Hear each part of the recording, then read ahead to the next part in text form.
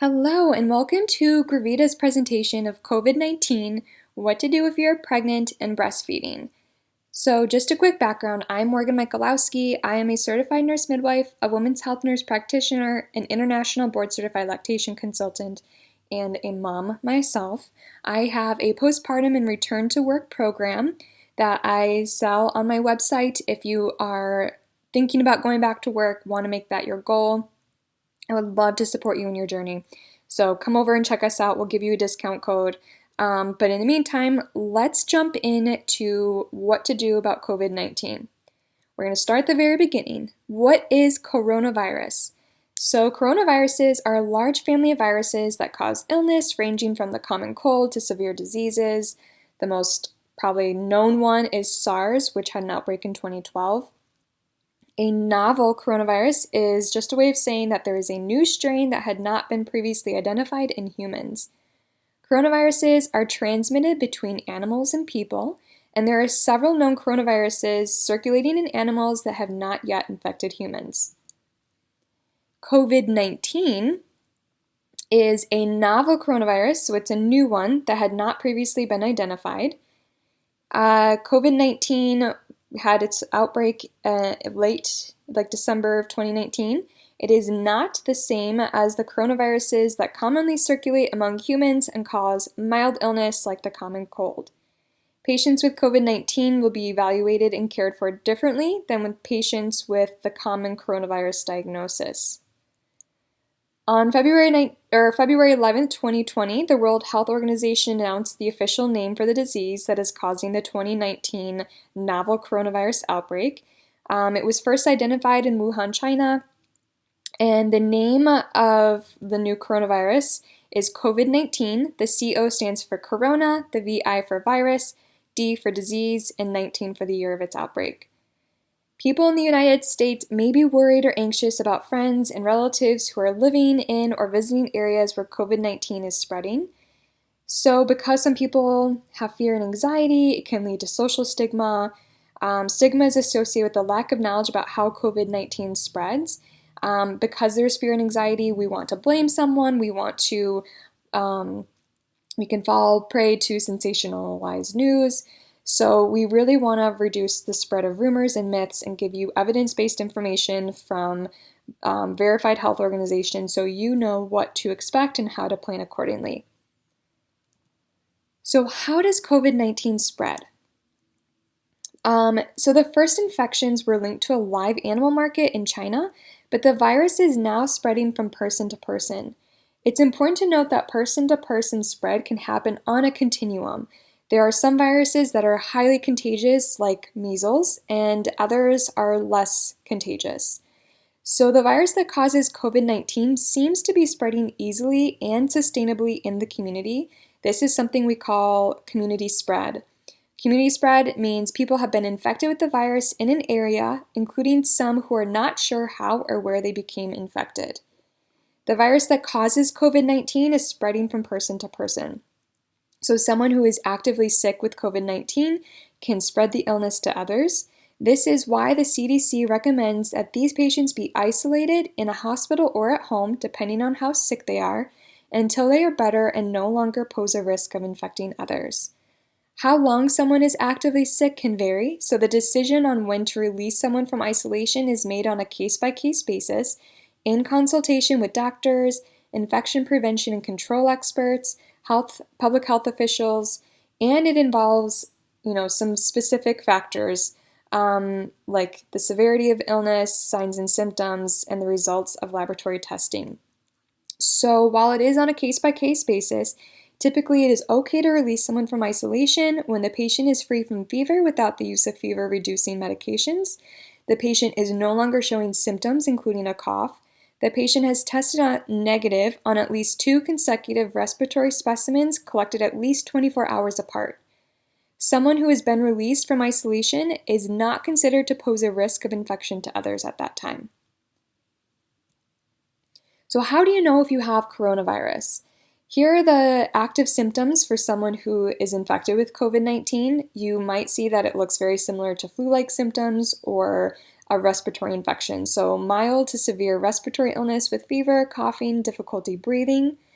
You always want to call your healthcare professional if you feel sick with a fever, cough, if you're having that difficulty breathing, if you've been in close contact with a person known to have COVID-19, or if you live in or have recently traveled from an area with ongoing spread of COVID-19. Currently, that's the state of Washington, California, New York, Illinois. There are a few other states, but I think they have a smaller outbreak at this time.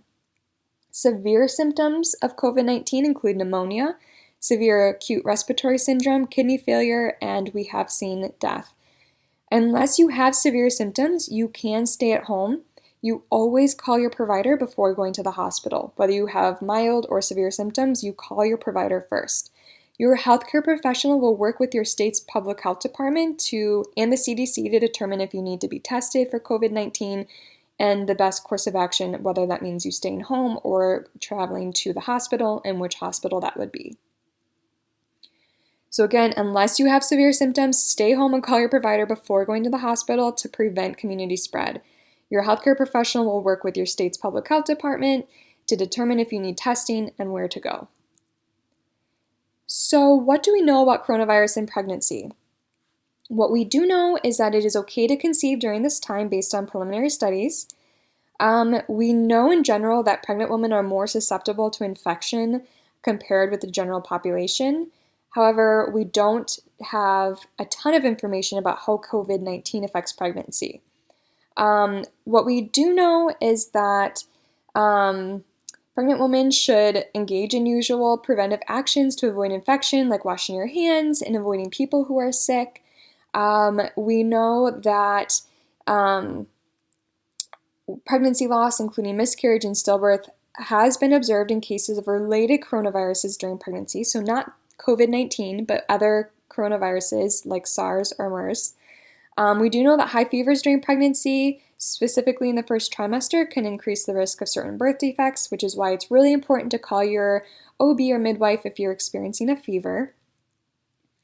We know that pregnant women might be at risk for severe illness compared to the general population, as observed in cases of other related coronavirus infections like SARS or influenza. So it is recommended that you get your flu vaccine and you practice really good hand hygiene and you notify your provider if you don't feel well. The good news is, from what we've seen so far, preliminary evidence, the virus is not likely to pass from the parent to the fetus. According to the Lancet study, when mothers are infected, no virus was detected in the baby's nasal swab, amniotic fluid, cord blood, or breast milk. In a World Health Organization preliminary investigation of 147 pregnant women who got infected, only 8% had serious impacts and 1% were in critical condition. So this is, so far, what we're seeing is that it is less serious compared to other coronavirus infections. So another study by the Lancet that came out last month of 9 pregnant women who reportedly admitted to a hospital in Wuhan in late January. 7 had fever, 4 had a cough, 3 had muscle pain, 2 had a sore throat, 2 reported general discomfort. So the key takeaway is that while current research is ongoing, the preliminary studies show no major complications. Pregnant women had fewer complications and adverse outcomes compared to the SARS infection. So what do we know about coronavirus and breastfeeding? So the CDC, La Leche League International, and the National Perinatal Association say it is okay to continue nursing even if you are sick. In fact, there are protective antibodies that will be passed along to your baby to help them with protection from an infection and to recover faster. So one of the questions is maternal illness with COVID-19 during lactation associated with potential risk to a breastfeeding infant? So the main things to keep in mind are, it's human-to-human transmission through respiratory droplets. So if you are sick, it is important to wear a mask. It is important to practice good hand hygiene. If you are pumping milk for your baby, it is safe to do so, but you need to take all the precautions to not contaminate your milk.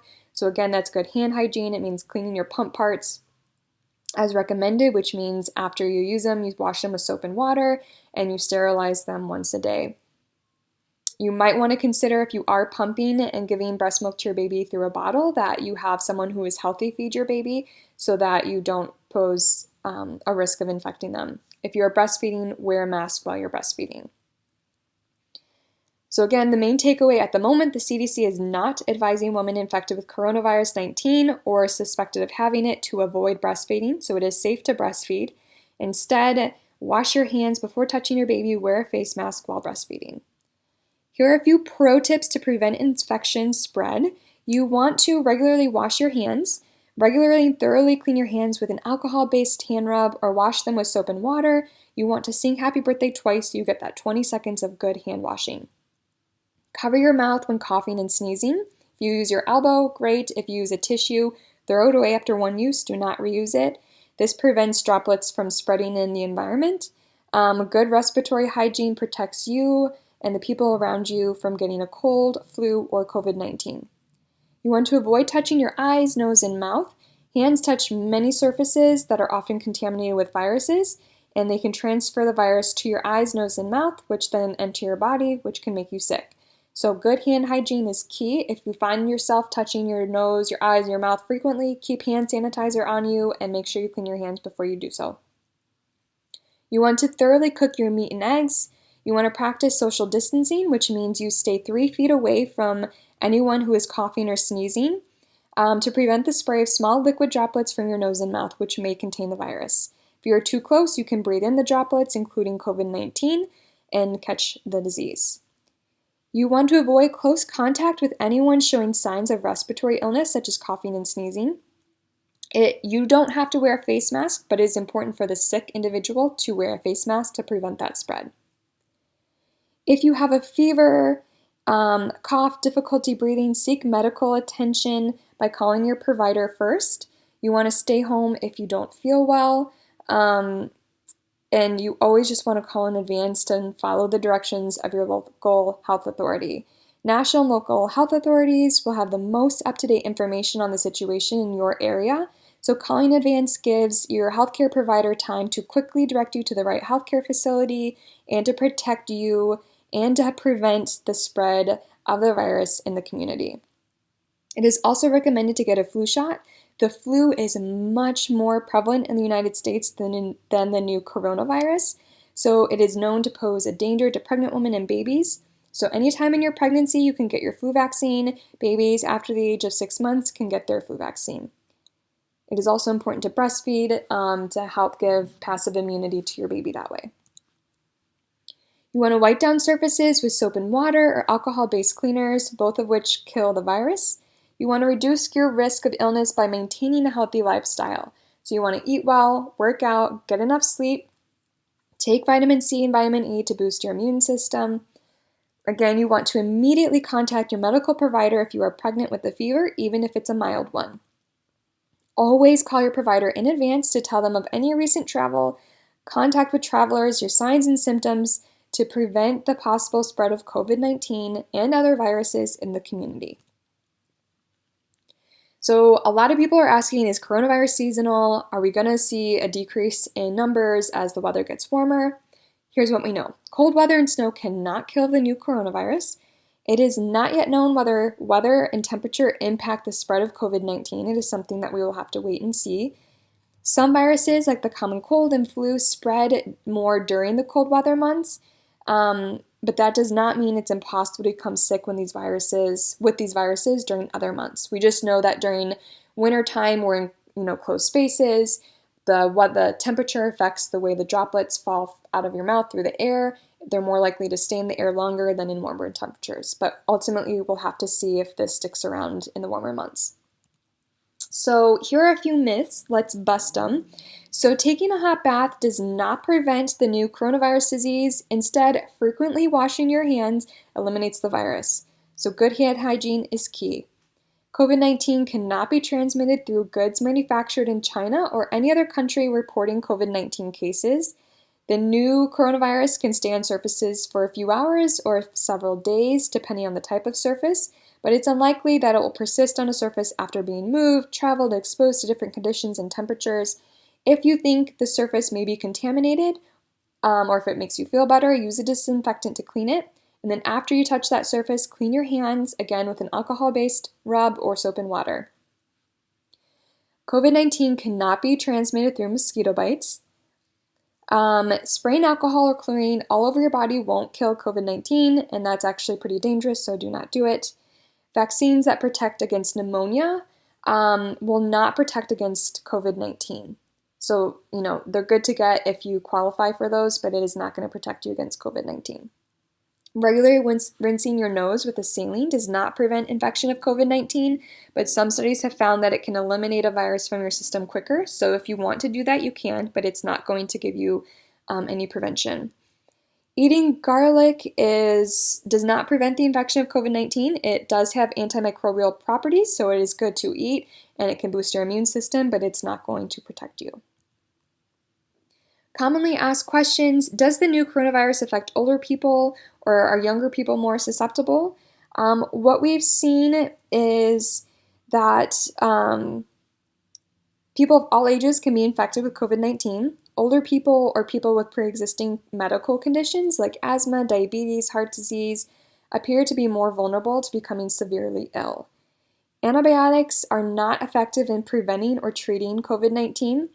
COVID-19 is a virus, and antibiotics do not work against viruses. However, if you are hospitalized with COVID-19, you may receive antibiotics because a bacterial co-infection is possible.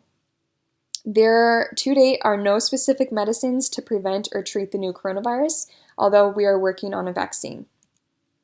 So how to keep up? This is a rapidly evolving situation. The recommendations may change by the day.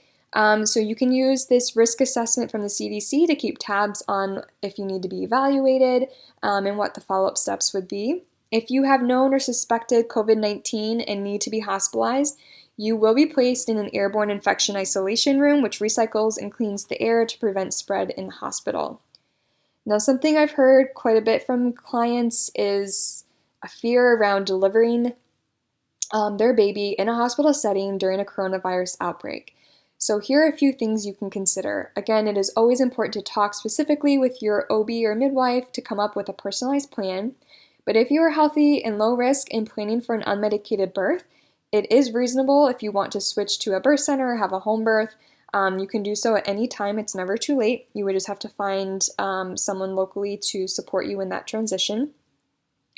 If you want to limit the length of time in the hospital during delivery, you should go to the hospital in active labor, and then you want to talk to your OB or midwife about an early discharge. So if you are healthy, low risk, both you and baby are doing well, then it is reasonable to be discharged at 24 hours. Current research is ongoing, so you can sign up to receive weekly updates from us. We will keep you in the loop. If you have any questions, do not hesitate to reach out. You can email me at hello@gravidamom.com. And again, we'll share a discount code for you to check out our postpartum and return to work program. We help you heal from postpartum, return to a life you love, to feel strong, empowered, and to get the support you need to make this transition into parenthood. So we are here